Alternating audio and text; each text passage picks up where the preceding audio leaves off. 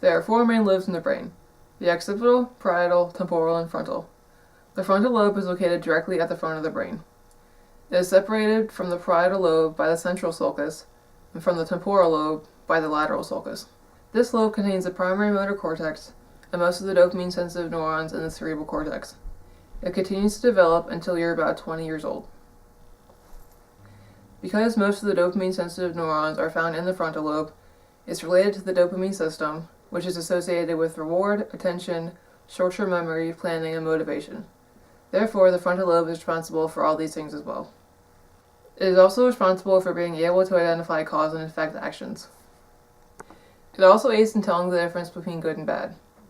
If you would rather be responsible for donating $1 million to your local charity or the death of a stranger, you will probably choose the donation to charity.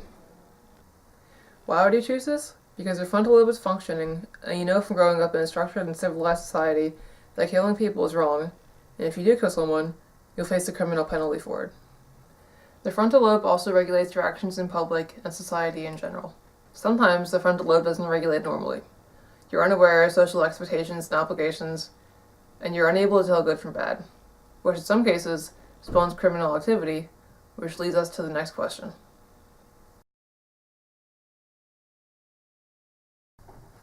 If your frontal lobe doesn't regulate normally, due to prenatal complications like the mother consuming alcohol, birth complications, or various accidents, your behavior will be drastically different than someone whose frontal lobe functions normally.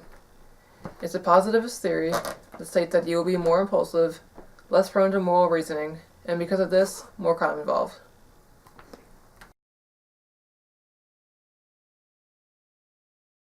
It's not supported empirically that you're more likely to commit violent crime, but rather an impulsive subtype of aggressive behavior.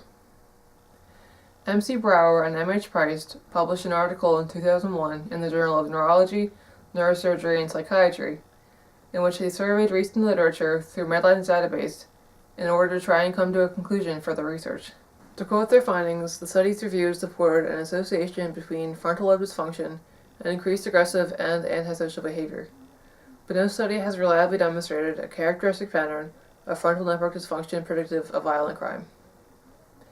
They came to the conclusion that clinically significant focal frontal lobe dysfunction is associated with aggressive discontrol, but the increased risk of violence is less than is widely presumed.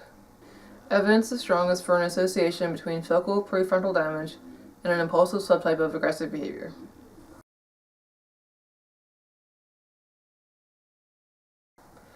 One of the most famous cases of frontal lobe damage happened to a man named Phineas Gage.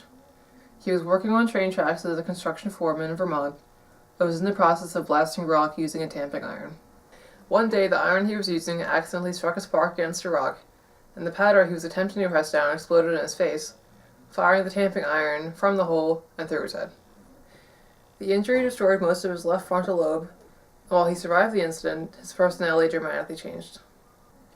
Immediately after the incident, his friends no longer saw him as the same person he had been before, proving that the frontal lobe is responsible for your personality. While Phineas Gage never committed any crimes after the incident, his personality became more aggressive, which supports the frontal lobe theory. ADHD, poor academic performance, and underdeveloped moral reasoning are associated with criminal behavior.